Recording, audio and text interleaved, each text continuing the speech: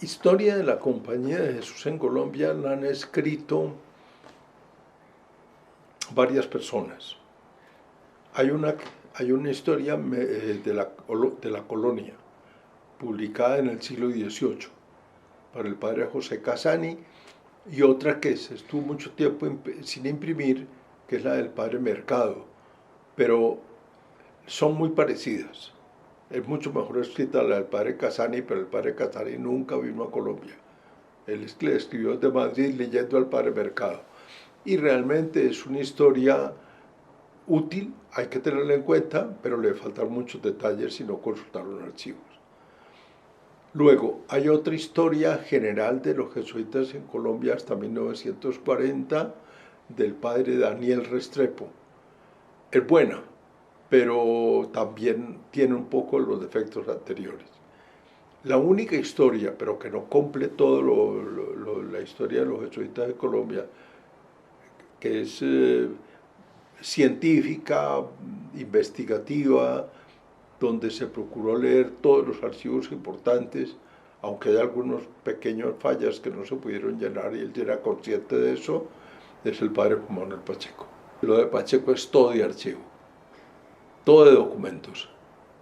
Es decir, una de las cualidades principales de Pacheco es que no afirma nada sin demostrarlo con un documento de archivo. Y en ese sentido es un modelo para muchos historiadores que hablan de memoria, como estoy hablando yo ahora probablemente, que hablan por sus conocimientos generales, pero sin citar la fuente. Pacheco siempre cita la fuente, y con exactitud. En ese sentido es un maestro. Pero para la historia de los jesuitas lo importante es su historia de la Compañía de Jesús en el periodo colonial de 1604 a 1767, con algunos antecedentes y algunas consecuencias posteriores a eso. Bueno, los jesuitas siempre han tenido interés por la historia, y a él lo encargaron y a él le gustaba la historia desde que era estudiante. Y el hecho es que él, después de que se terminó sus estudios como jesuita,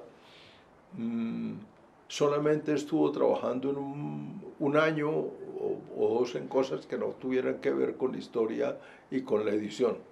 Él, a los 2 años de ordenado, ya lo pusieron a trabajar en la revista Javeriana, que en ese tiempo era muy importante. Empezó a trabajar en Historia de Colombia, fue profesor de las facultades eclesiásticas, sobre todo de la Facultad de Teología. Fue mi profesor, fue mi examinador en el examen final de licenciatura en teología. Él se dedicó a eso, que yo creo que no hay otra historia de la iglesia en Colombia como la de Pacheco, sobre todo de la iglesia colonial. Eso no se ha escrito.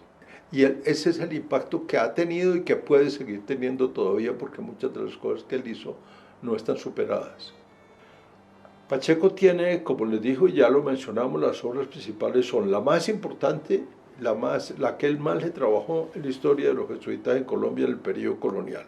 Él no hizo historia de los jesuitas en el periodo republicano, es decir, después de la independencia, pero tiene un libro que cubre mucha parte de eso, que es la biografía del padre Jesús María Fernández.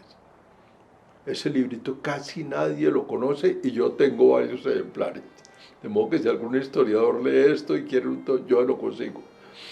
Ese libro es muy bueno para entender, por ejemplo, qué preparó la fundación de la Universidad Javeriana. Que la historia de la Javeriana no está escrita.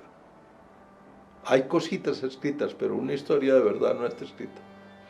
Y Pacheco pone el ambiente en que se creó la Universidad Javeriana. Esa obra es muy importante. Y luego tienen la historia eclesiástica de Colombia. La historia eclesiástica de Colombia, la vida nacional, la historia de los jesuitas en la colonia y el libro sobre el padre Jesús María Fernández. Ese son el gran legado de Juan Manuel Pacheco.